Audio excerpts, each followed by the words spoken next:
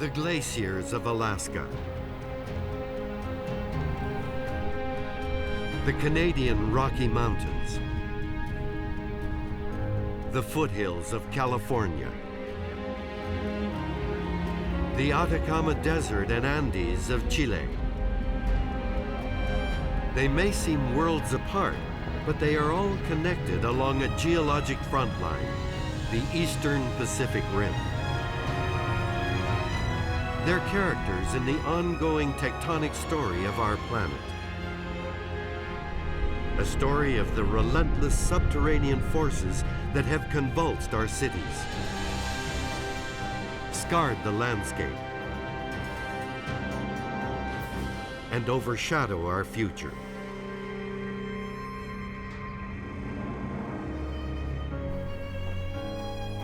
Travel with University of Toronto geologist Professor Nick Iles on a geologic journey as he explores the Pacific Rim of Fire from Alaska to the Andes.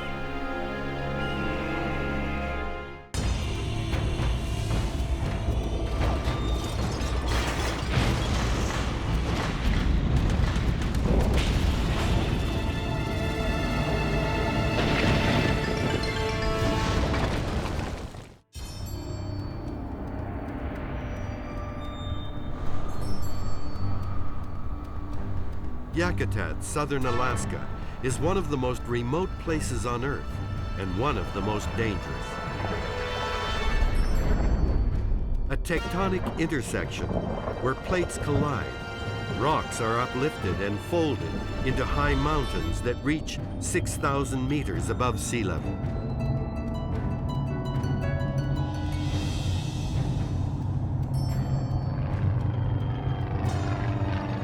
Amazing how big and flat these to geologists like Nick Iles and earthquake specialist Peter Hausler of the U.S. Geologic Survey, it's an opportunity to explore a tectonic showplace. It's a world where ice has the final word and glaciers sculpt the landscape.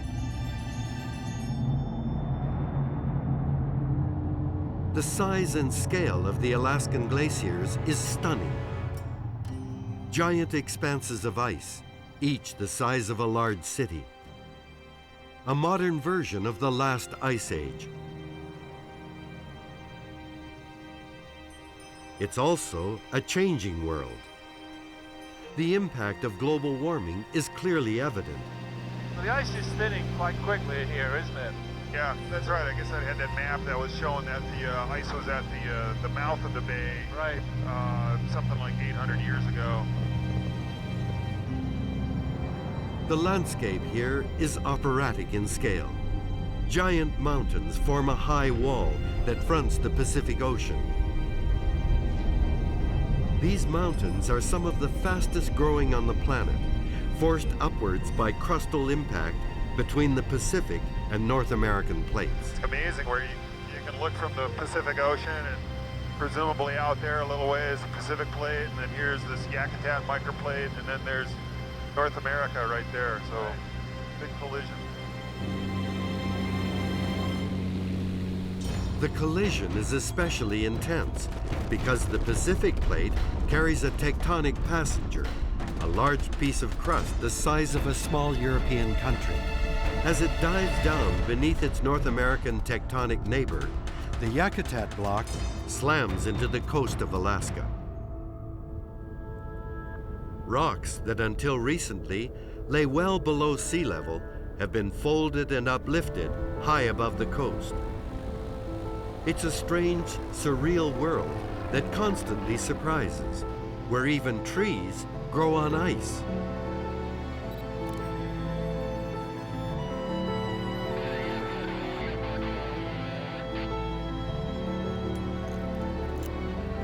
On the ground, Nick and Peter are met by guide Nick Coe.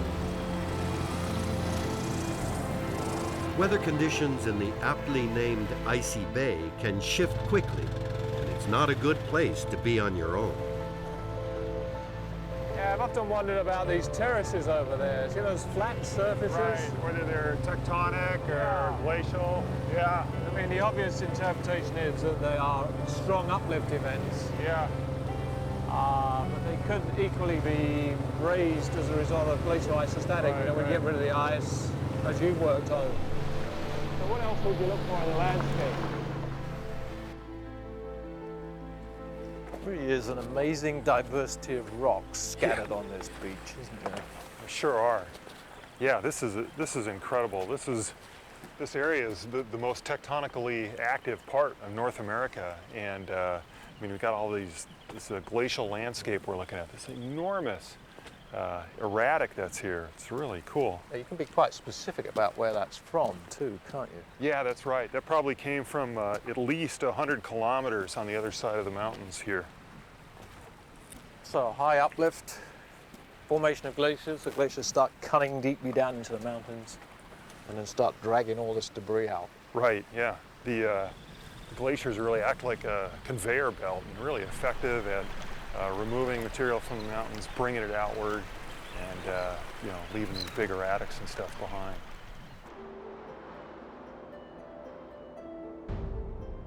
Glacier ice roads carry rock back to the ocean, tearing down the mountains in the process.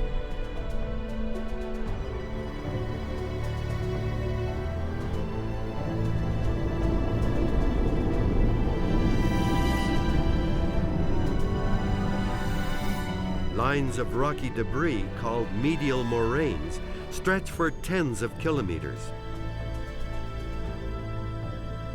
The ice itself is hundreds of meters thick and is pushed by gravity over a slurry of wet sediment and water. There are open crevasses everywhere as the flow accelerates. Elsewhere, giant folds record compression as the ice slows towards the glacier's margins.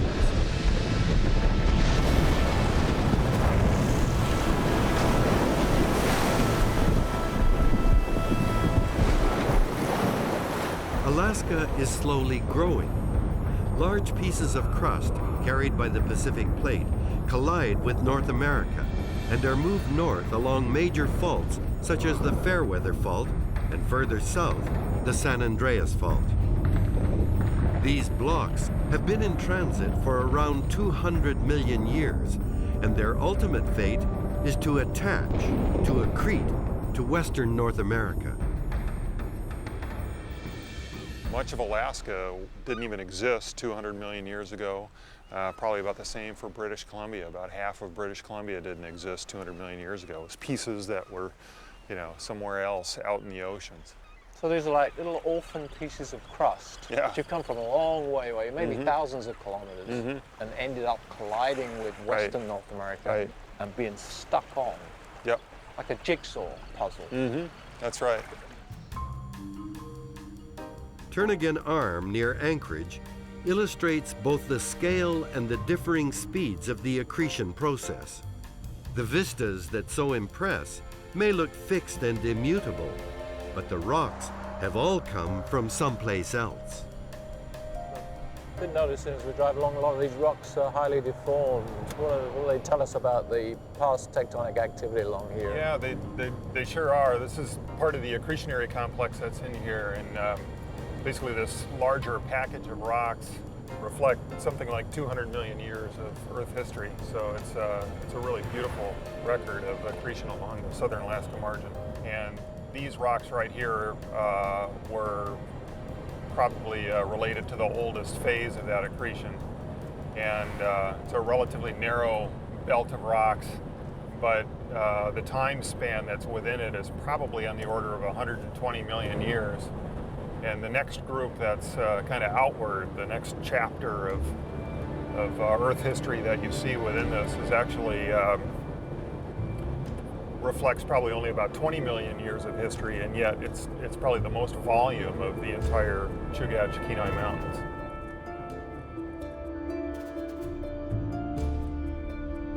This part of the American Rim is also earthquake country, a consequence of the Earth's crust on the move.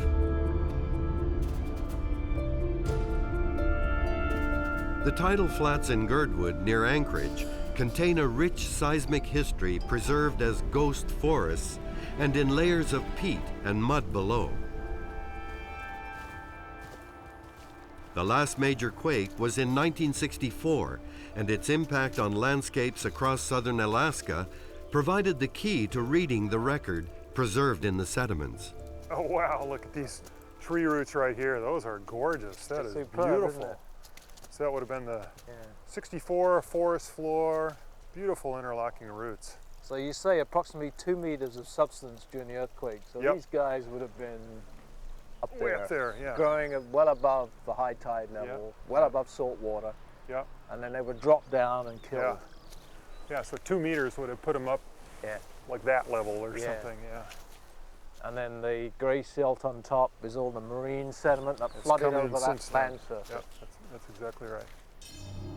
Discoveries here and elsewhere have led to a new scientific discipline called paleoseismology, which calculates the timing and frequency of past earthquakes. In this way, geologists can assess the risk to modern communities. So what are we looking at here, Peter? Well, you can see with a little bit of work here, we've been able to expose this really nice sequence. So up here are these silts and muds that were deposited since the 1964 earthquake. So all of this has been deposited since then. And then this horizon right there, that's March 27th, 1964. That's 46 years ago. And then below that is the forest floor from before the 64 earthquake. And then presumably we go downward and we have roughly 900 years of history below that. You know, by studying a sequence like this, it helps you know what to look for in other places for older earthquakes. And so, for example, after seeing this kind of thing, one worker then went back down to Oregon and Washington and found similar evidence for big earthquakes down there. And since then, there's been a strong case made for something like a magnitude 9 earthquake in Oregon, Washington, southern British Columbia in the year 1700.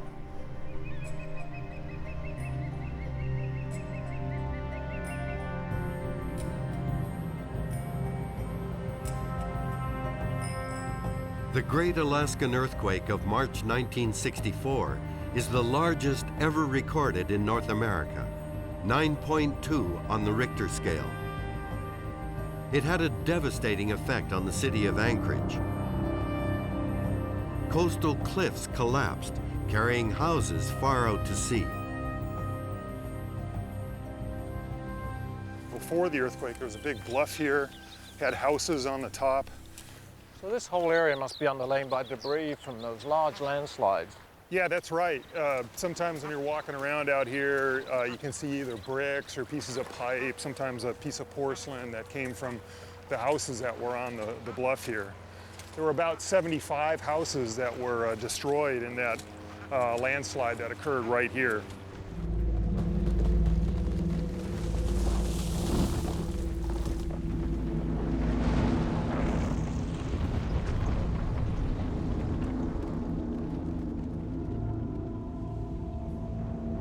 When the earthquake occurred, the epicenter was about 100 kilometers away from here.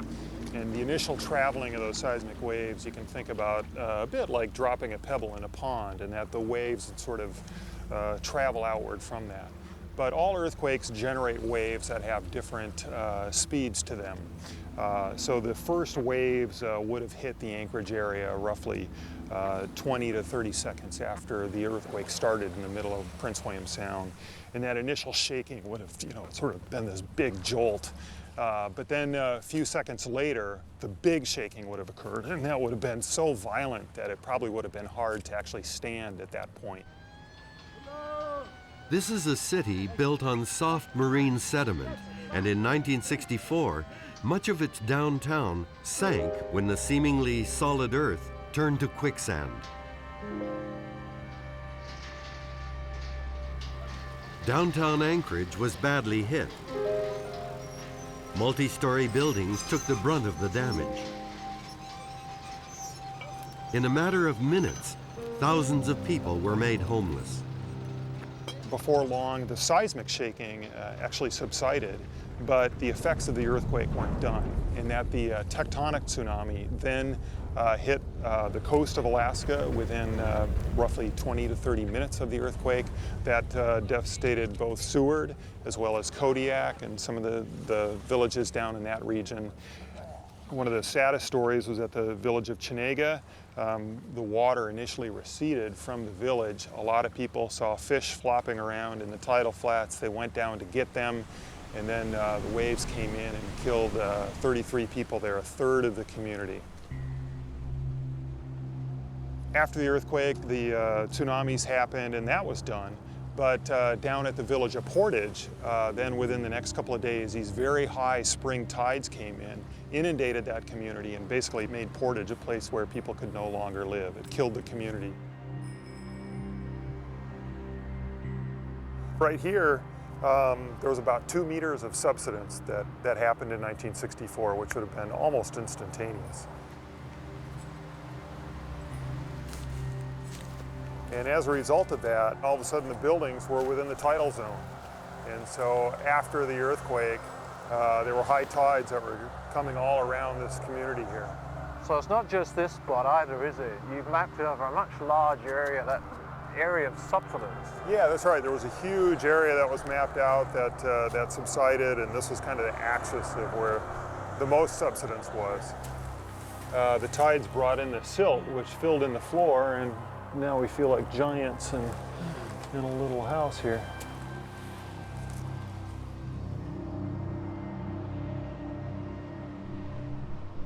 Large earthquakes and the rapid uplift of mountains are all expressions of tectonic accretion as crust is added to Alaska.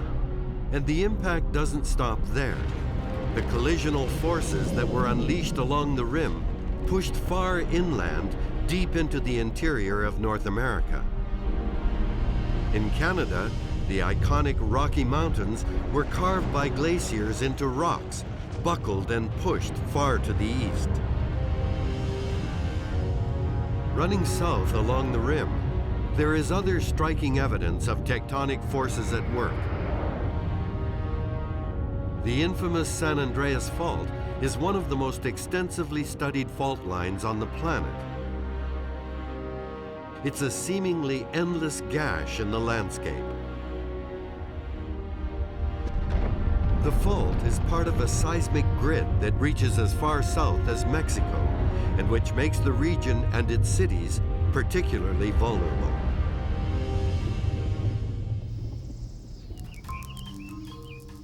At ground level, it's a different picture. The setting of the De Rose Winery near Hollister, south of San Francisco, looks idyllic and hardly precarious, but it sits astride the San Andreas Fault. As the fault moves, so does the winery above it.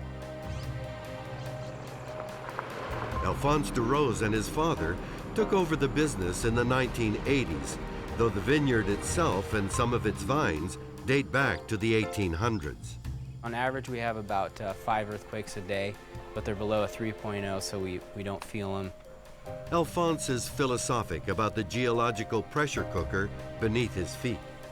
So we're looking down right at the San Andreas Fault. Yes, and you can get a good idea of the movement by looking at this crack here. We've actually had to lay cement here a couple of times over the last 10 or 15 years. So it's real evident of the movement. And actually, if you take a look at this wall right here, this wall used to be flush with that post over there. So over the last 50 years, it's moved about 15 inches or so. So the building's literally being torn in two. What else is happening? Actually, you can see some buckling on both ends of the building. Have you ever had a major earthquake while you've been here? We did have one back in 1989, but the epicenter wasn't here. So I don't even think we broke a wine glass here. Follow the San Andreas Fault north, and there's even more at stake. It travels right through the heart of San Francisco, and that's only one of the city's geologic challenges. The rocks have been really highly deformed, haven't they? Yeah, the process of abducting them up onto the continent from the seafloor wasn't a pretty process. Mark Zobak is one of America's leading authorities on earthquakes and an advisor on risk management to the United States government. There's a fault to the west of the San Andreas, the San Gregorio Fault. It's an active fault. The San Andreas is the big player, but as we go east to the Hayward Fault, there are many ideas and many models that suggest that over geologic time, the Hayward Fault is going to be the main actor, accommodating the motion between the plates. And so it's a constantly evolving process, although it takes millions of years for that evolution to occur. The Bay Area may be cradled between the San Andreas Fault to the west and the Hayward Fault to the east, but there are myriad smaller faults and likely others that remain unknown. The city lies above a seismic subway system. The Cal Memorial Stadium at UC Berkeley is especially at risk. The Hayward Fault running from goalpost to goalpost. Look closely, and the cracks appear. The football stadium at Berkeley has a dubious distinction of being built right on top of the Hayward Fault. And the fault pretty much runs along the center line of the stadium. And as a result of slow creep along the fault, this half of the stadium has moved north relative to that half. And we can see evidence of that movement here in the walls. This is a deep crack. You can see this wall has been offset. And on a larger plate tectonic setting, that is North America over here.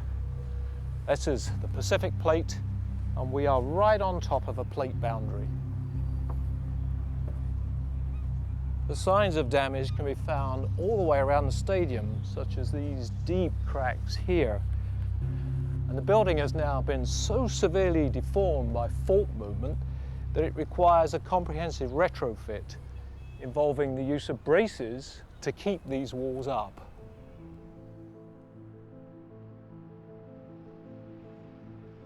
San Francisco is renowned for its setting, its imposing scale. The Paris of the West. It's famed for its streetcars, its hills, and the elegance of its architecture, which at the turn of the last century sought to rival Chicago and New York. The city is also known as the scene of one of America's worst disasters, which struck early on the morning of April 18, 1906. 28,000 buildings were destroyed, 3,000 people killed. Half the population of the city left homeless.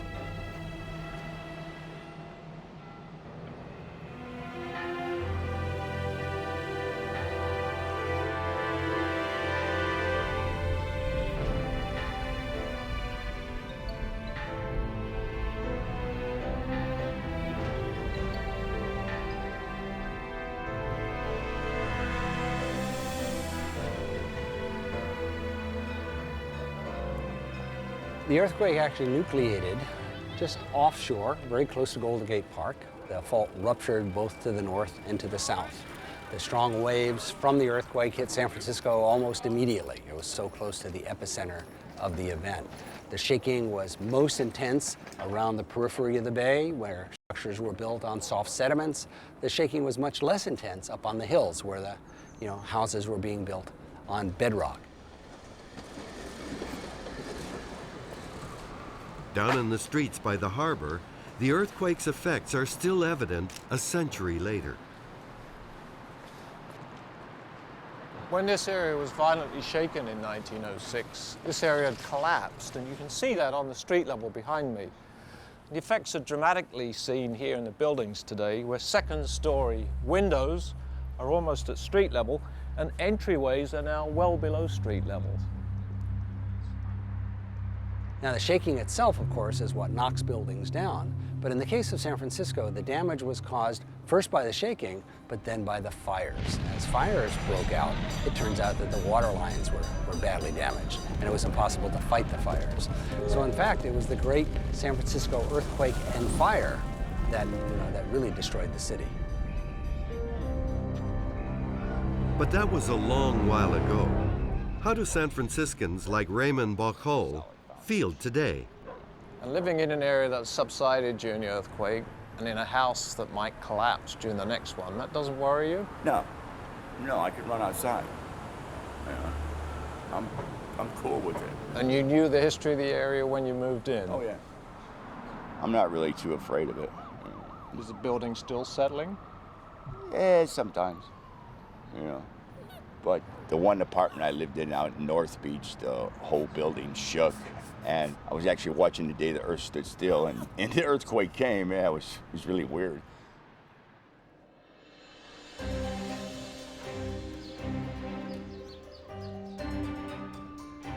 Back in 1906, the university campus in the nearby community of Stanford was also badly damaged. Even the geology building took a hit. The imposing spire of the Memorial Church crashing through the roof. The campus is now being steadily retrofitted in preparation for the next earthquake, an event which Stanford professor Mark Zoback believes is coming soon. There are about 6 dangerous faults, 6 capable faults of producing damaging earthquakes in what is considered really the next 30 years is the way we've been looking at it. If you look at the cumulative probability that an earthquake on one of these 6 faults will cause severe shaking in the San Francisco area, the cumulative probability is about 60% in the next 30 years, which means it's about twice as likely to occur as not to occur.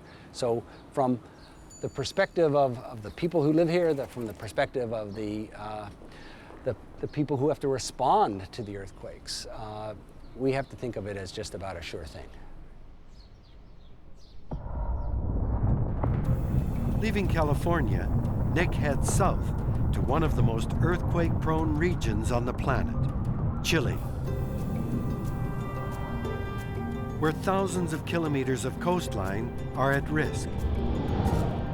Back in 1960, it was the scene of the largest earthquake ever recorded, which triggered a devastating tsunami felt right across the Pacific.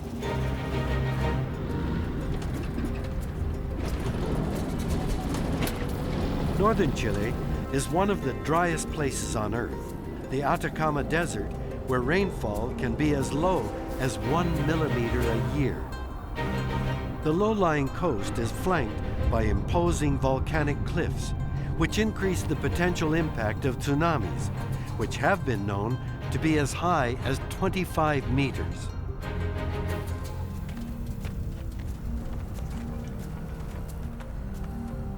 Cities like Antofagasta perch precariously on the narrow strip of land beneath the 1,000-meter-high Cordilleras, squeezed between ocean and desert. Antofagasta is home to 250,000 people.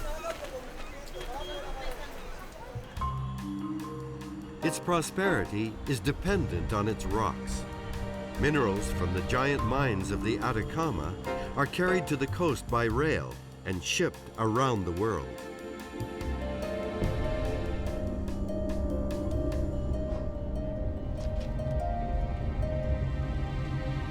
Earthquakes are common here. The last in 1995 shifted the city 80 centimeters to the west.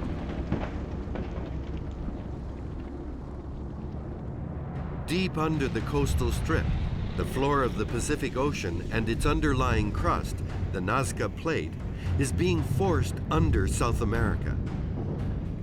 A never-ending cycle of stick and slip between the two triggers sequences of large damaging earthquakes. Far inland, recycled ocean crust feeds Andean volcanoes. The descending Nazca Plate acts as a giant wedge, each earthquake pushing up the Chilean coast by many meters, abruptly raising it from the ocean. At Portada, raised marine rocks illustrate the ongoing cycle of earthquakes and uplift, a process that was first interpreted by Charles Darwin. Well, these cliffs are really important in what they tell us about the origin of the Andes. but also in the history of science, because in 1834 to 5, a very young Charles Darwin sailed along this part of the coastline in the Beagle. He came ashore and noticed these shells now high above sea level. And in 1835, he witnessed a major earthquake which destroyed the city of Concepcion. And he noticed that the coastline was uplifted, shells that were living in the sea were now raised above sea level. And he interpreted these rocks here as the result of repeated earthquakes and jacking up of the coastline. It was a major insight into how mountains are formed, and also for him, into the origin of a dynamic, evolving planet, which was of course a springboard for his later ideas on evolving species.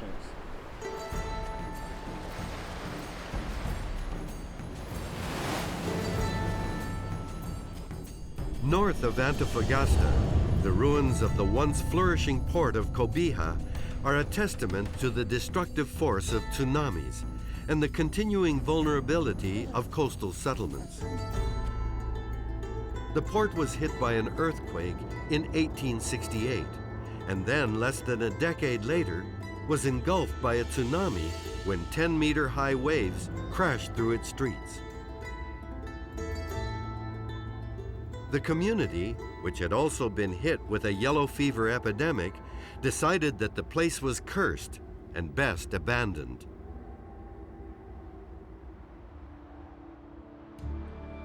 Moving inland towards the Andes, Nick's journey takes him across the Atacama Desert and its Mars-like topography. The landscape is seemingly sterile, devoid of vegetation, but geologically, it's anything but empty. The Santa Elena mine was once the world's primary source for nitrates used in the production of both fertilizer and gunpowder, and played a key role in fueling the rival armies facing each other in the trenches of the First World War. The scale of production was immense. So too are the giant heaps of tailings that remain.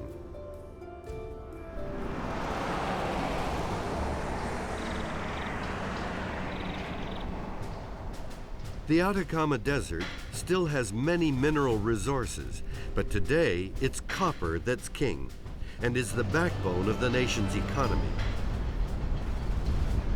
The Chuquicamata mine is the world's largest open-pit copper mine. Its scale is simply immense, 4.9 kilometers long, 3 kilometers wide, and 1 kilometer deep.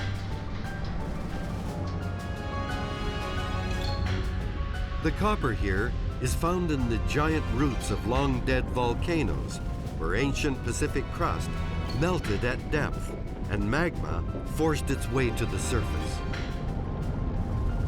Deep waters under great pressure and temperatures glean the metal from the hot rock, concentrating it into rich veins of green and turquoise-colored minerals.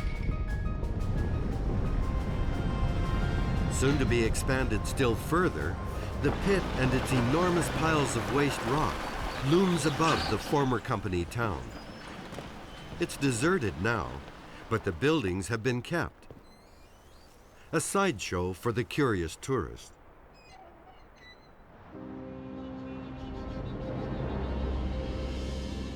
About 100 kilometers inland, the landscape changes yet again. Far in the distance, the Andean mountains dominate the skyline. Massive volcanoes rising 5,000 meters above sea level warn of other forces at play. The impact of all that explosive power, along with the influences of time and climate, is everywhere. The landscape appears pummeled,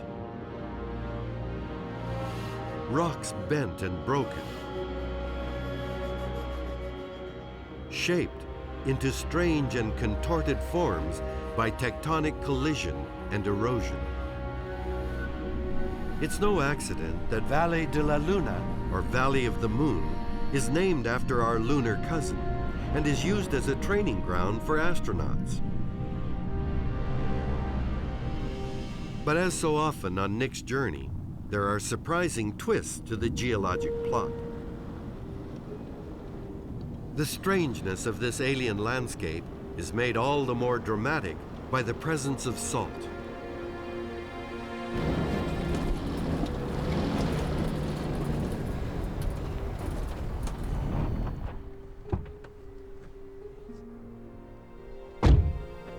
The salt beds are remnants of ancient lakes, long since evaporated. The deposits add yet another texture to a landscape sculpted by wind.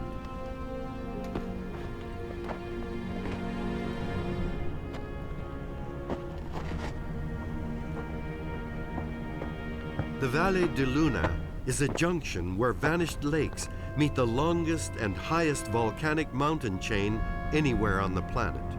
To a geologist like Nick, it's a euphoric experience. These are some of the most wonderful, beautiful landscapes I've seen anywhere on planet Earth. They're just fantastic. But equally dramatic is the plate tectonic story that these rocks tell us. Because about 100 kilometers below us is the descending floor of the Pacific Ocean, the so-called Nazca Plate. That's melting at those depths under very high pressure and temperature. And the molten rock is rising back to the surface as these giant volcanoes that we see in the distance, making up the main range of the Andes. South America is moving this way, the descending plate is moving against it in the opposite direction, and these rocks here are being tortured, and they're being folded into these beautiful shapes that we see today. So they're literally in a vice created by these opposing plates moving together.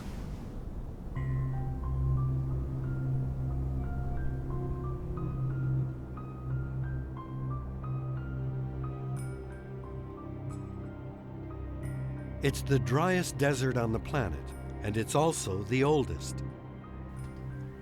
The scale and thickness of the salt beds tell another more ancient story of climatic cycles causing lakes to repeatedly fill and then dry out. Salt has been mined in this area for thousands of years. The remains and relics of abandoned salt mines are a familiar character in the landscape. That process is still at work. Salt continues to accumulate in enormous evaporating basins called salars that cover hundreds of square kilometers. This is a barren wasteland today, but 10,000 years ago it was completely different. And we would have actually been underwater, under a freshwater lake. And the climate here would have been much more humid. Would have been trees growing around there, there would have been large animals, people hunting those animals.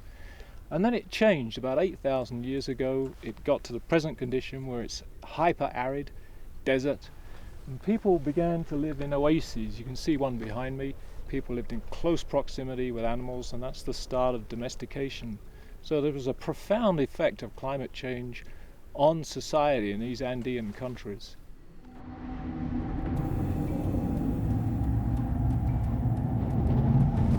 Just a few kilometers from the Valle de la Luna and its adjoining salars, there are other indicators of a wetter, more fertile past.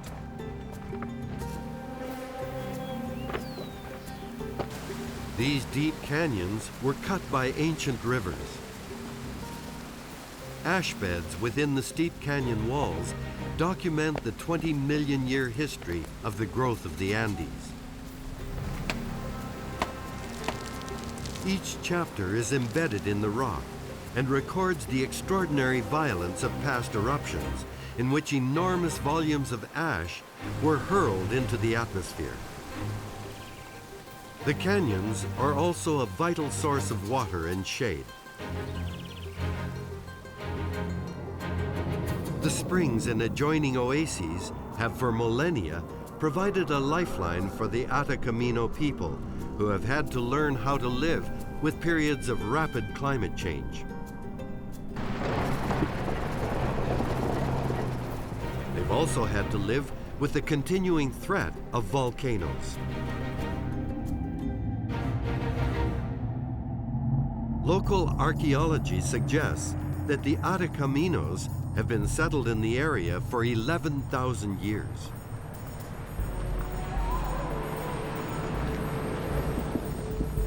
The original community of Talabre lay directly below Lascar volcano, the most active in the Chilean Andes.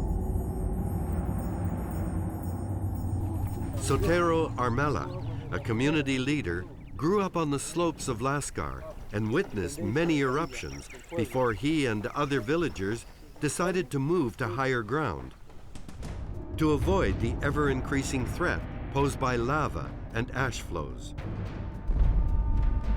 The narrowness of their escape is captured in stone by the sheer size of the now cooled lava flow that sits menacingly above the village. Lascar volcano may be the most dangerous in Chile, but it's simply one of many clustered in a molten assembly that forms the Andes. Each volcano is fed by magma rising from Pacific crust, melting deep below. When cooled, magma gels into rocks called andesite and rhyolite, which act like a champagne cork, preventing the release of gases until the buildup of pressure leads to a catastrophic eruption.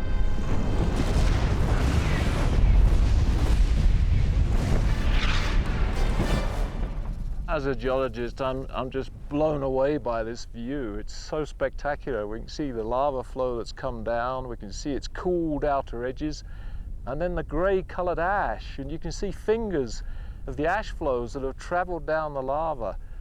It's preserved because it's dry here. Everywhere else in the world, that would get eroded. You were working up here during the 1993 eruption. What was it like to be up here? Bueno, en el 93, lamentable, yo estuve al otro lado de del cerro al otro lado. Back in April 1993, as luck would have it, I had gone up the far side of the mountain to get my sheep and llamas when I saw a mushroom-shaped cloud. I put up my hands to shield myself because suddenly lots of tiny stones began to fall. At first, they were very light, like sponges, but then they started getting heavier and heavier.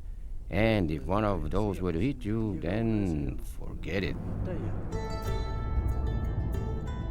Given such extremes of temperature and seismic threat, local communities are especially respectful of the earth and of the power of volcanoes.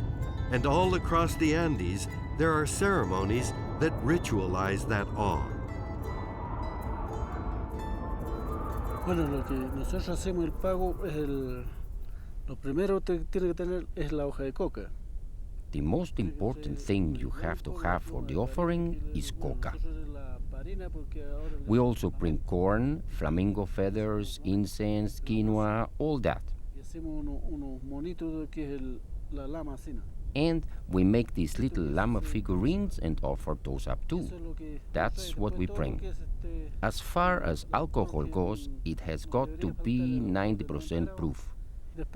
And then there is other drinks like beer and wine, food, that kind of thing.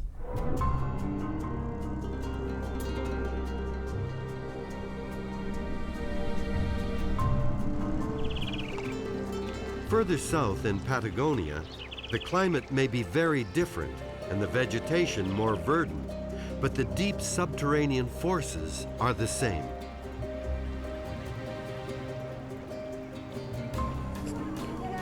The coastal ferries still stop at Chaitin.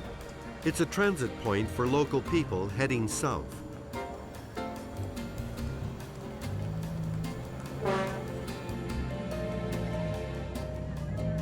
The few adventurous tourists who stop by don't stay for long. In May 2008, the entire town of Chaitin was evacuated shortly before being engulfed in a wave of wet volcanic ash.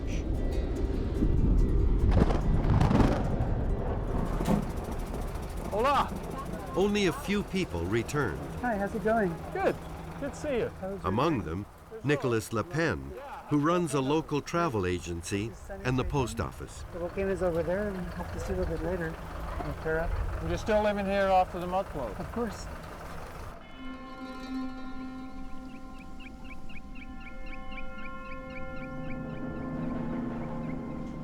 The scattered possessions speak of the urgency of the threat.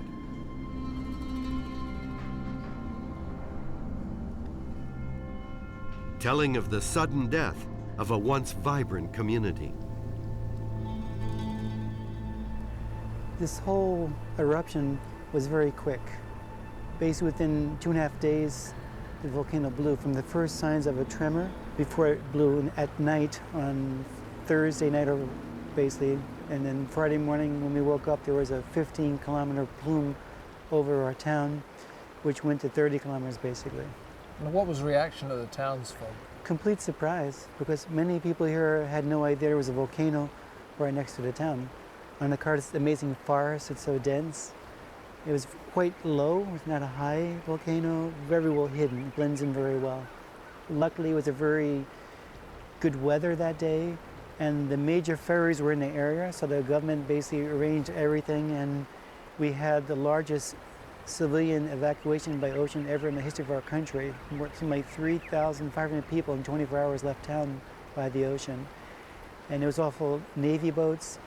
And since people here have, we'll say, brothers and family in Chilean on the island out there, even they came over, their family members who were fishermen, and brought them out back, like family personally, to safety. A very, very emotional moment, actually.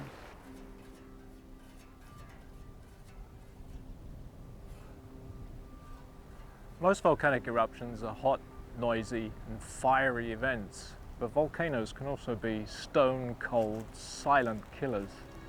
What happens is, during a major eruption, huge volumes of fine ash mantle the slopes around the volcano. Weeks, months pass, and all that ash, wetted by intense rain, moves down valley as a laha, a mudflow, and, as it happened at Chilean, buries the town under meters of ash.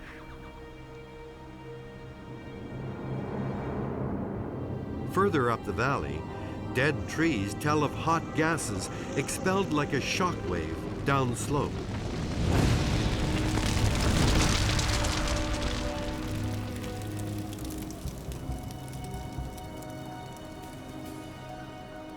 There's a real sense of danger here, isn't there? We're looking up to the volcano. Yeah. I suppose every time that collapses, all the red hot debris just sweat through here. Yeah.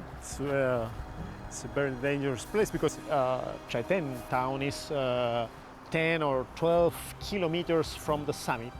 So, Dr. Luis Lara is Chile's foremost volcano watcher and has been monitoring the volcano since its reawakening in 2008. Before that, radiocarbon dating confirms that Chilean hadn't erupted in more than 9,000 years and was presumed to be dormant. So this is the side slope to the volcano collapsing, huge boulders and a lot of ash debris. yes.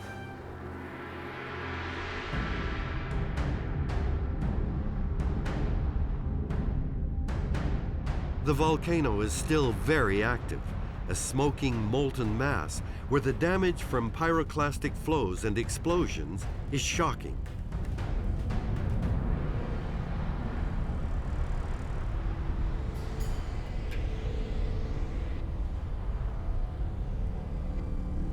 The dome of the new volcano is forcing its way up through the collapsed crater of the old. The growth of the gigantic dome has been extraordinarily fast, and this is where the danger lies.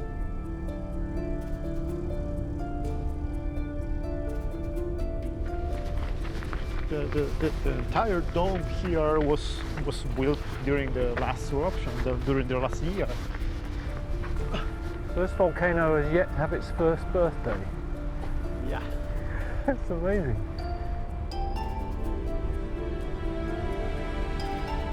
There are close to 100 active volcanoes in Chile, of which 20 are thought to be high risk. And it's Dr. Lara's unenviable responsibility to monitor their health. He worries what the future may bring. What's very impressive too is the amount of ash that's trapped in this old crater. If these walls ever get broken and that material discharges downslope, it'd be a huge disaster, wouldn't there? Yeah. That's the main problem with this kind of volcano. After the eruption, the lahar, or mud flow, blocked the course of Chaitan's Blanco River, causing it to flood the downtown streets with water and silt. Despite all of these obstacles, no power, a compromised water system, some people are determined to stay. The government maintains that given the threat of new eruptions, the town is best abandoned, but Nicholas thinks otherwise. What do you think of government suggestions that the town effectively should be killed and everybody moved somewhere else? Everyone has different opinions, you know, and every opinion is worth listening to because there's reasons. If it was just a flood, you know, and say our town was destroyed by a flood, you would know like when a week you'd come back here and fix it, right? But just like you were saying, it's a volcano, a very, maybe a typical volcano here in Chile, and we don't know its characteristics, what it can do. So there's caution here too. So this is fine line, I think, too. But what would you do, Nick, if you were in this situation? Would you just... As a geologist, it's a very dangerous situation. It's, yes. It can only get worse. Yes. Lahar's already been through the town. What would happen if a pyroclastic flow... Sure, it's dangerous. If the dome collapsed? What do you think would happen here? It wouldn't be a good scene at all. It wouldn't be good at all. People would be killed. Yes, it's dangerous.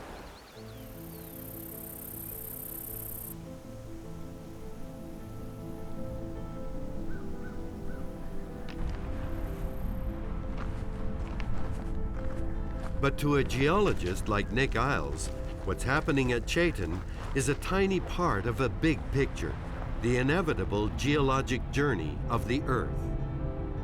The volcano may look like a malevolent, destructive slag heap, but it's part of a tectonic process that is building new land, reconfiguring our planet. It's been a dangerous journey in many respects. Chilean volcanoes, this is what we have here, is just one of thousands that dot the extremities of the Pacific Rim.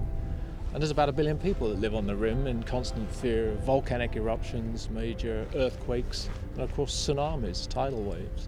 But on a bigger geological picture, we're looking at the transformation of the Earth's surface, because slowly over time, the floor of the Pacific Ocean is being destroyed, is being subducted by being pushed down below the surrounding land masses.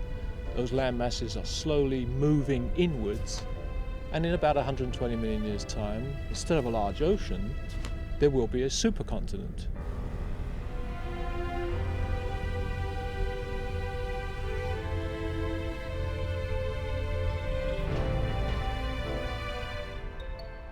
This process has been at work since the birth of the planet billions of years in the past. The continents enlarging at the expense of the oceans.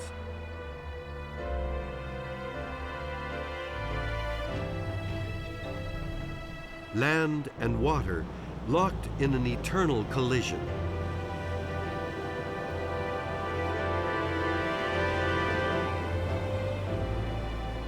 A grand battle that defines the course of Earth history.